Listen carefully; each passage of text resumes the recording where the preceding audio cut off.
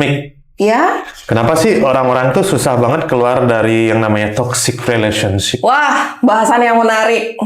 Kayaknya semua orang, hampir semua orang ya, itu pasti pernah masuk ke toxic relationship. Ha-ha. Sebelum masuk ke toxic relationship, pasti ada habit-habit yang toxic ataupun kebiasaan-kebiasaan toxic dalam hubungan. Apa itu? Entah siapa yang memulai duluan dalam hubungan tersebut. Gitu ya. Banyak kalau kita bicara habit mungkin nanti ya di segmen selanjutnya. Tapi seperti yang Yuda tanya tadi ya, kenapa orang-orang Susah banget Susah. terlepas dari toxic relationship. susah keluar lah ya dari toxic relationship itu? Karena rasa familiar. Familiar, Ya, itu acara tebak-tebakan bersama keluarga itu ya? yang ada 100 gitu ya. Itu family 100 ya? Oke, familiar itu berarti sesuatu yang sangat akrab. Ya, akrab, sudah terbiasa akan hal tersebut gitu kan. Ini lagi-lagi berkaitan dengan habit-habit itu. Gitu. Oh, oke. Misalnya sering ada kekerasan secara verbal, ngomongnya mungkin mohon maaf rada memaki atau nyudutin gitu kan. Oh, oke. Dan itu dilakukan sering sehingga itu jadi kebiasaan. Dan akhirnya seseorang yang mungkin jadi korban dari toxic relationship ini tidak menyadari bahwa itu toxic. Oh, bisa gitu ya? Bisa, karena saking terbiasanya, familiar itu. Oke.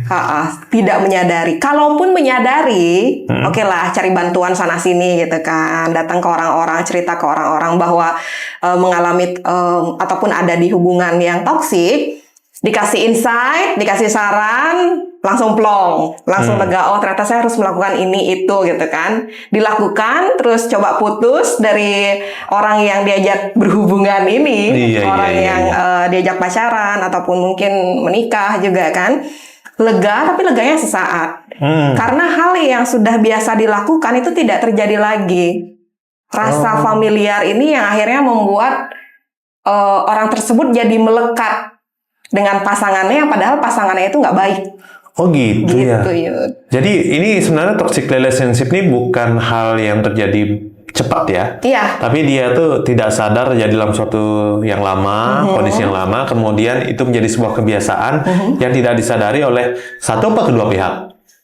biasanya yang satunya sadar, yang satunya enggak. Oh berarti dia manipulatif dong? Iya, Oke. ada tendensi begitu. Tapi ada juga kasus, ini jarang-jarang sih ya, kasus di mana sama-sama nggak sadar. Sama-sama nggak sadar. Iya, sama-sama nggak sadar ada di dalam hubungan toksik itu, tapi yang bisa melihat adalah orang-orang sekitarnya. Oh ya, yang biasanya ngasih saran, kemudian nyuruh mutusin, kemudian besoknya balikan lagi, kemudian pas berantem dia balik lagi ngobrol sama temennya, temennya pun males ya. Iya, Oke. karena tidak sadar itulah jadinya kayak akhirnya momen melekat itu makin-makin, Yud. Jadi kalaupun ada salah satu yang sadar, ya sama aja kayak aduh nggak bisa nih udah kadung gitu ya, udah terbiasa dengan hubungan ini. Kalau misalnya pun putus terus cari yang lain, emang ada yang lebih baik dari dia. Nah, Iya. Kata-kata gitu. itu ya. Iya. Padahal yang lebih baik hanya Tuhan yang Maha Esa. Bukan orang ya.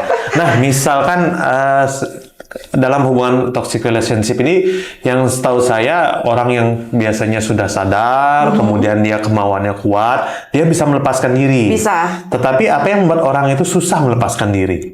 Susahnya itu adalah rasa kehilangan. Kehilangan karena dia kehilangan sesuatu yang udah biasa dia dapati gitu kan, dia lakukan bersama si pasangan itu gitu.